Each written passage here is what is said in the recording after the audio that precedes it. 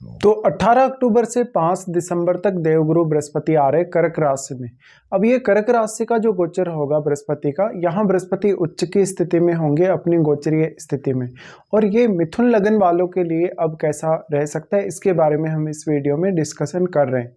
आपका चार्ट देखिए, आपके चार्ट में ये सेकंड हाउस में अब गोचर करेंगे, और सेकंड हाउस में लगभग ये जो इनका टाइम पीरियड है गोचर का, लगभग 1.5 महीने तक का है। ये गोचर काफ़ी ज़्यादा फास्ट है, तो इसका जो भी आपको इफेक्ट मिलेगा वो काफ़ी फास्ट मिलेगा, और जो भी आपके काम बनेंगे वो काफ़ी तेज़ी से बनेंगे, या फिर जैसे आपको आगे के लिए फ्यूचर के लिए कुछ प्लानिंग करनी है वो भी आप इस समय कर पाएंगे। वैसे देखा जाए तो ये रेगुलर गोचर नहीं है, क्योंकि एक बार फिर से यहाँ बृहस्पति मिथुन राशि में गोचर करने वाले हैं बाद में, तो यहाँ फिर रेगुलर जो गोचर होगा वो अगले साल ही इनका स्टार्ट होगा कर्क में। लेकिन एक ही क्विक गोचर है, क्विक गोचर होने की वजह से यहाँ पर आपको काफ़ी सारे इफेक्ट्स बृहस्पति दे सकते हैं। अब मान लो अगर आपके चार्ट में बृहस्पति अच्छी स्थिति में नहीं है, तो हो सकता है इस गोचर का प्रभाव आपके ऊपर ज़्यादा ना पड़े, या किसी किसी के जो बृहस्पति है बहुत ही अच्छी स्थिति में चार्ट में हो, तो ये बृहस्पति उनको काफ़ी स्ट्रांगली प्रभावित करेंगे।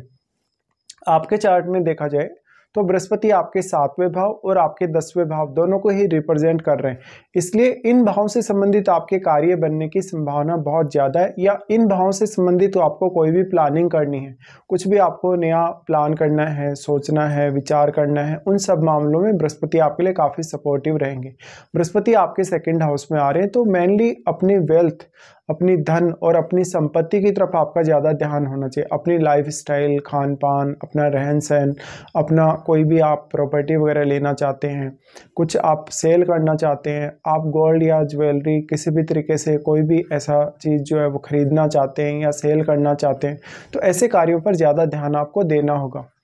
बृहस्पति सेकंड हाउस में आ रहे हैं, तो अब आपकी वाणी का इंपॉर्टेंस भी आपके लिए उतना ही ज़्यादा बढ़ जाएगा, और आपको फैमिली सपोर्ट भी। बृहस्पति आपके चार्ट में सबसे पहले देखा जाए तो सप्तमेश है। सप्तमेश होने की वजह से जैसे आप अपने जीवन साथी के साथ मिलकर कोई बिजनेस कर रहे हैं, तो आपका बिजनेस काफ़ी अच्छे से ग्रो होगा, या ऐसी कोई भी प्लानिंग कर रहे हैं तो आने वाले समय में आप अपना बिजनेस स्टार्ट कर सकते हैं। आपके पार्टनर का जो योगदान होगा आपकी वेल्थ में, आपकी धन, आपकी संपत्ति में, वो काफ़ी महत्वपूर्ण होगा। साथ में इस समय आप कोई नई पार्टनरशिप कर रहे हैं अपने पार्टनर के सिवाय किसी अन्य से, तो उसका भी विचार कर सकते हैं। सप्तमेश होने की वजह से बृहस्पति आपके सेकंड हाउस में आ रहे हैं, तो आपकी वाणी का जो प्रभाव होगा दूसरों पर काफ़ी स्ट्रांग होगा। लेकिन क्योंकि बृहस्पति आपके लिए सप्तमेश है, तो आपको आपके पार्टनर से जरूर एडवाइस लेनी चाहिए। जब भी आप धन संपत्ति की बात करते हैं, अपने लिए वेल्थ की बात करते हैं, या अपने लिए कुछ नए इनकम सोर्सेज के बारे में आप सोचते हैं, सप्तमेश होने की वजह से अब इस बात की संभावना और ज़्यादा बढ़ जाएगी कि आपका जो नेम फेम है, आपका जो प्रसिद्धि है, वो बढ़ने के चांसेस हैं। लेकिन इस केस में आपका अगर मैरिड हो आप, तभी ज़्यादा चांसेस रहेंगे। अगर आप अनमैरिड हैं तो इस समय आप आने वाले समय के लिए कुछ नई प्लानिंग कर सकते हैं मैरिज वगैरह करने के लिए। लेकिन यहाँ बृहस्पति सप्तम भाव को वैसे प्रभावित नहीं कर रहे अपनी दृष्टि से, लेकिन फिर भी आप इन फ्यूचर कोई भी प्लानिंग कर सकते हैं। जैसे हो सकता है आपको सप्तम भाव में बैठे हुए ग्रह की अगर महादशा है, या बृहस्पति के साथ बैठे हुए किसी भी ग्रह की महादशा हो, तो भी आपका मैरिज के चांसेस बन सकते हैं आने वाले समय में। बृहस्पति आपके सेकंड हाउस में स्थित है, तो आपका जो सोचना समझना है, विचार करना है, आपके लिए कोई भी आपको डिसीजन लेना है, वो काफ़ी आसान होने वाला है। तो मान लो अगर आपको सप्तम भाव से रिलेटेड कोई भी डिसीजन लेना है इस समय में, तो आपके लिए काफ़ी आसानी रहेगी, और आपके लिए पार्टनर का सपोर्ट भी उतना ही ज़्यादा रहेगा। अब मेनली आपके चार्ट में क्योंकि बृहस्पति 10th हाउस के लॉर्ड हैं, और यहाँ वो 10th हाउस को एस्पेक्ट भी कर रहे हैं, इसलिए ये बहुत ज़्यादा इंपॉर्टेंट हो जाता है कि बृहस्पति के इस ट्रांजिट में आप अपने कैरियर पे ज़्यादा से ज़्यादा ध्यान दें, अपने प्रमोशन वगैरह पे, अपनी पदोन्नति पे आप ज़्यादा से ज़्यादा ध्यान दें, और कैरियर में नए ऑप्शंस आप किस तरीके से चूज कर सकते हैं, या कैरियर में आप स्विच करना चाहते हैं, अपना कैरियर पूर्ण रूप से बदलना चाहते हैं, आप किसी दूसरी लाइन में जाना चाहते हैं, आप अपनी सैलरी से संतुष्ट नहीं है, बॉस से संतुष्ट नहीं है, या अपने कलीग्स के साथ आपको कोई समस्या है, इन मामलों पर आपको ज़्यादा ध्यान देना चाहिए।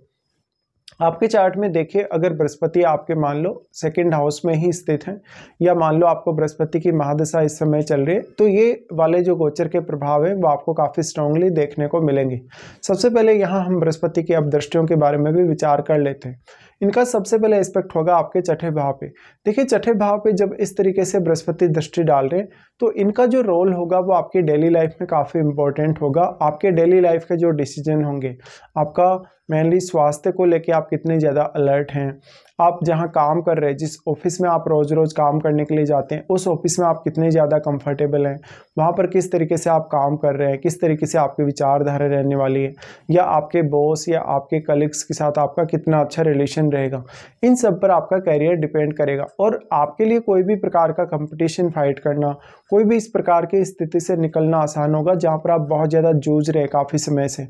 आप अपनी लाइफ में स्टक हो चुके हैं, आपको काफ़ी सारी समस्याएं हैं, कर्ज वगैरह की समस्या है, या कोई भी आर्थिक रूप से अन्य समस्या भी है। तो